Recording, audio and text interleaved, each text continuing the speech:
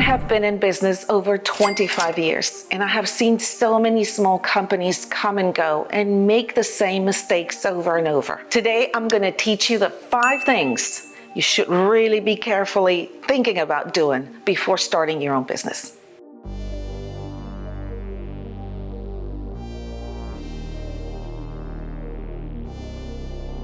First point is clarity on purpose. Businesses have to have a long-term thinking. It is not good to think, I'm going to sell widgets because I can make money, and tomorrow I'm going to open my ice cream place, and maybe if that doesn't work in 3 months, I'll do something else.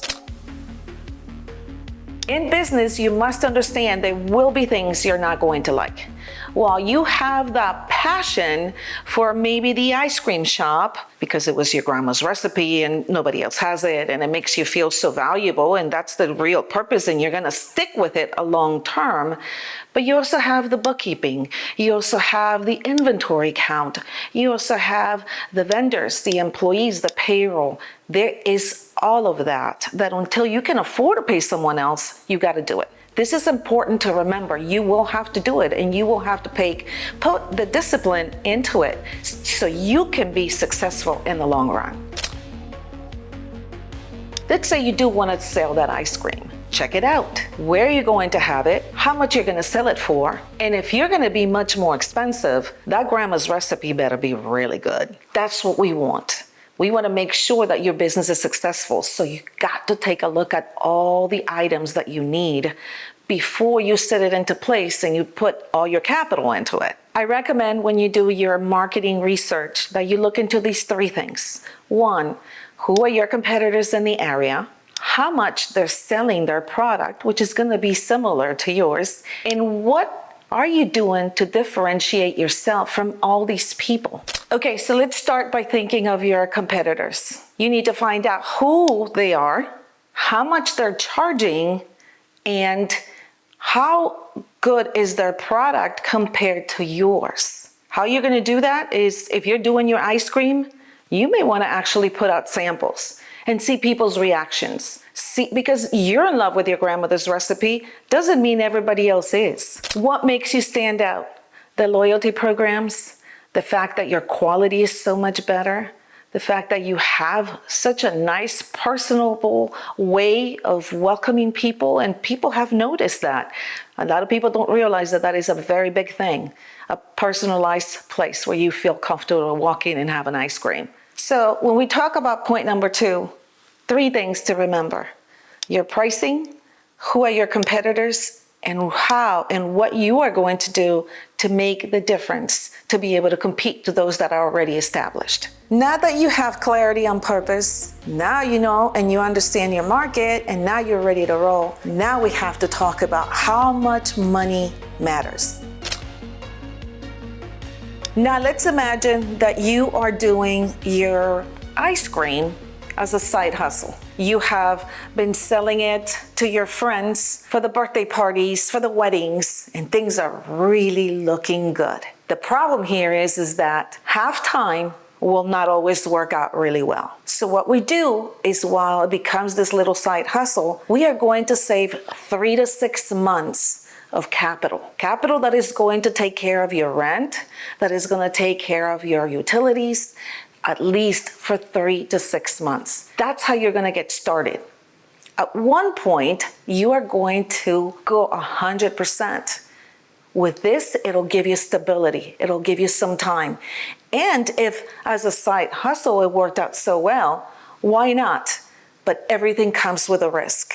This is an investment. All investments comes with the good and the bad. You should also have some personal money for your personal expenses that will come during that time of building. Now that we understand how much money matters, now we gotta see what happens when we have negative cash flow or no money. Negative cash flow means more money is going out than coming in. What to do? 1, we're going to cut non-essential expenses. Obvious. You may not need to have that cable hooked up with the best football games of the season. That may be a few $100s that you don't need to do anymore. Maybe as an ice cream place, you don't need that. We cut that off. We start cutting everything, the higher subscriptions to everything, because that's where cash is coming out, is leaving. We are going to speed up receivables. And a cash business is not that easy. But how we fix that cash flow, stay influent, we talk to our distributors. We say we're going through a little bit of a rough time. We need an extra 20, 30 days to pay for those bills. Most people, if you've had a good credit with them, they will allow you to do that. Controlling your inventory. I would suggest that you do just-in-time inventory. What that means is, as the inventory is coming in, is basically going out. You're not holding on to it to go bad. Last but not least, one of the best ways to improve cash flow, to have more cash coming in, set up some kind of subscription. Basically, you have your ice cream place.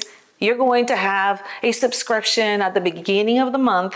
You get paid, and you're going to sell it. The subscription is for $20. And people are allowed to come in and have 4 ice creams a month automatically. Basically, that saves them a few bucks if they came whenever. Most people don't come in the 4 times. But now you have guaranteed income, guaranteed cash flow at the beginning of the month that you will be able to use for all these other issues that you're having. You may even want to consider a subscription lifetime of your business. Negative cash flow happens at any time to every business. It's happened to mine.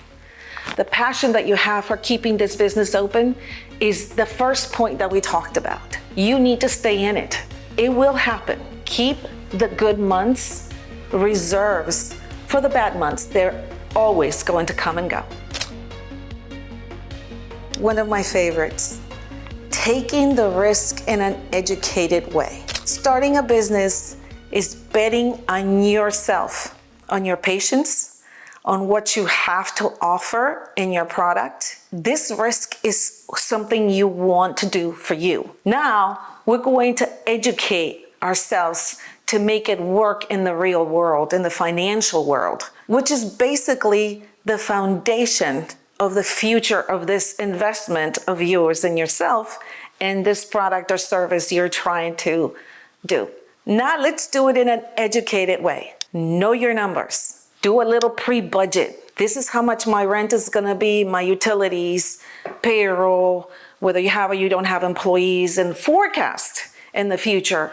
You could have a crazy growth. Have a little bit of an idea where these numbers are. So this risk becomes less and less risky. And don't forget you will also need living expenses, your home, your mortgage, your rent, whatever it may be, your car payments, your home utilities, your own subscriptions. Important to remember and to account them for and how you're going to pay for them. Know your market. We've talked about that. And who you're selling to and why you're going to be different. Last but not least, know yourself. The time you're willing to put into it. How patient are you? Prepare. But there will be very challenging times. But at the same time, there will be some amazing times of self-worth and value that we get from building a business.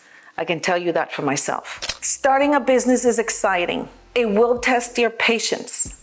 It will test your values. It will test your financial ability. Remember these 5 points. They will make a difference. If you like this video in any way, shape, or form, like and subscribe. If you have any questions, leave them in the comments, and we will see you next time.